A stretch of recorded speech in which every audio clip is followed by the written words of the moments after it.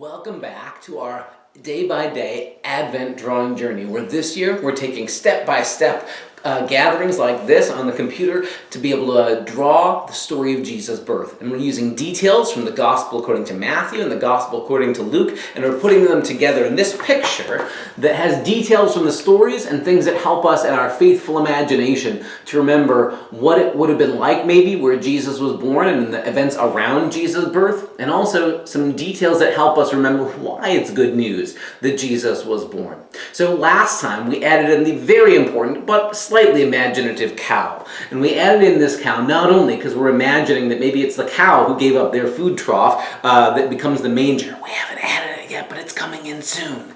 There Jesus gets laid, but also as a reminder that Jesus, who's laid in a manger, turns out to be the one who brings God's new peaceable kingdom, where cows and bears can lie down side by side, where wolves and lambs, and where all of God's people, all people throughout all of creation, can finally be at peace. So that was where we went last time. But today we're going to be adding in another figure who casts a pretty long shadow in the story, even though he's sort of out on the edges, out on the margins of the story. But he's worth remembering why his role is a part of the story as well. So we're going to be drawing the Emperor, Caesar Augustus, who's a part of the story and sort of, in a sense, thinks he's setting everything into motion to make Jesus born the way he is. So join us as we come in close. We'll talk a little bit about who this Caesar person is and where we're going to put him in our story.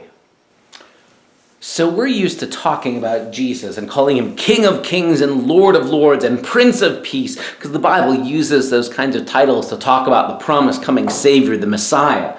But did you know, when Jesus was born, there was already someone who thought that they were the King of Kings and Lord of Lords. There was already somebody who thought they were the King of the Jews, in fact. We're going to be drawing in the next couple of episodes the Emperor of the Roman Empire, whose name was Caesar Augustus when Jesus was born, and the King, who was the local king who was in charge of the area where Jesus was born, Herod, who was the king of the region called Judea, where Jesus is born in Bethlehem. And the funny thing is, both of them, Caesar and Herod, they thought they were really, really important. They thought they were the ones who called the shots and that they were super important. In Luke's gospel, he says that when Caesar Augustus decided he wanted all of his subjects to be counted for a census, we already talked about how Mary and Joseph have to travel to Bethlehem because they're basically having this head count. Caesar is the one who says everybody has to go to their hometown so we can count how many people there are. Caesar used to think that he was the most important person in the world. In fact, historians tell us that Caesar Augustus sent out messages to all the Roman Empire, and he told everybody that he was the Son of God. Caesar thought that he was God's son. In fact, he thought he was a God walking around, and he called himself the Savior of the world. He was really just a big bully, and he thought that by bullying everybody around, he was saving them. And Caesar Augustus announced to all of his subjects that it was good news for all people that he had been born. Does that sound familiar? It turns out, when the angels say, good news for all people, peace on earth, a Savior has been born, they're deliberately saying it's Jesus, not Caesar. So we're going to draw Caesar, and Caesar is something of sort of like a bully on the playground who doesn't want to admit that he's not as tough and powerful as he thinks he is. So we're going to first draw sort of two arrows pointed inward like that. These are going to be Caesar's eyes. He's going to be sort of angry and crossing his arms. We're going to put a third line in there. He's really squinting down, and we're going to give him a pointy nose like that, and we're going to give him a haircut like this. Short hair on the top of his head like that.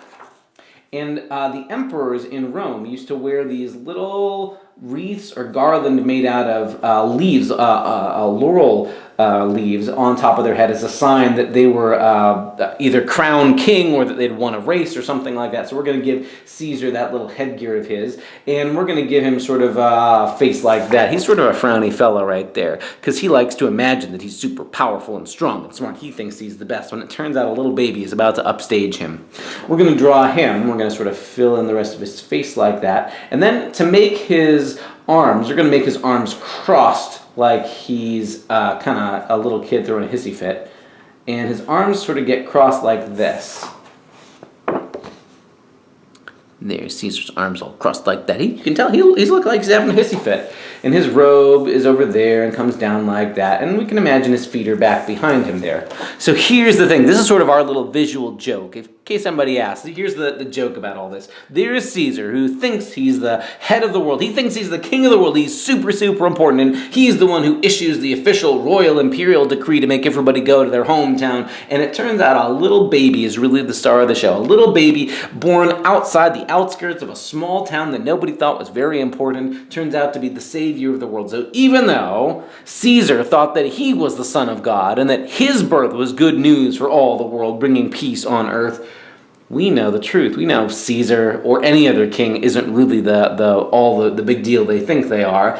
Sometimes they need to discover that really it's this baby, this small child born to a pretty fearful and young couple trying to figure things out, turns out to be the most important person in the story. So there's Caesar out on the margins and maybe discovering that he's not the big deal he thinks he is. Next time, we're going to be adding in King Herod, who sort of did the same thing from over his side. We're going to add him over on that side of the picture to remember Jesus is the center. And these other people who think they're big deals, they're really sort of small characters off to the side.